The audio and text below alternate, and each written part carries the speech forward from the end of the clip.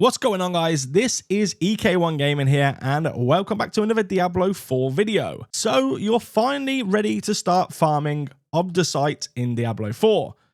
Well, today's ultimate guide, we're going to cover the best locations and the fastest methods to help you get your hands on this valuable resource as quick as possible. Stick around for some expert tips to maximize your drops and make your farming sessions more efficient than ever.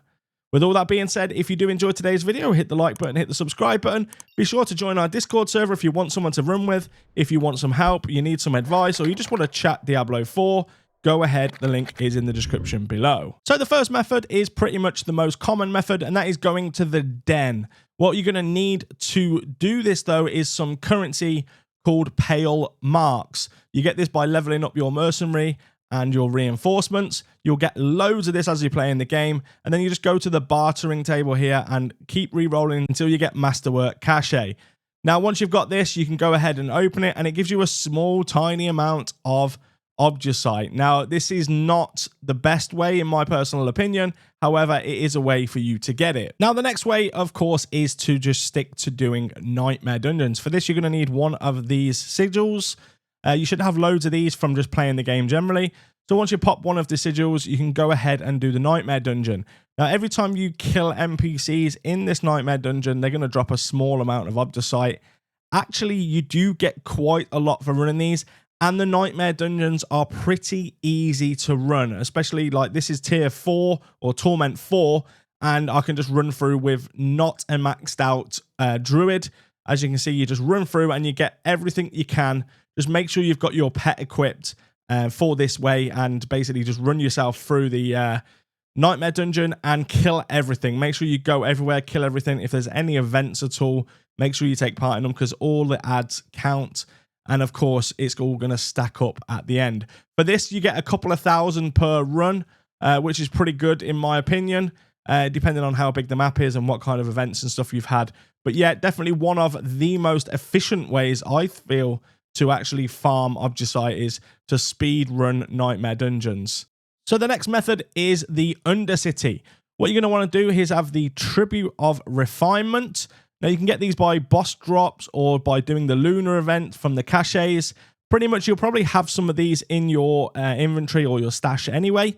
And you're going to want to put that into the Undercity, because that is going to give a high chance of Masterwork materials.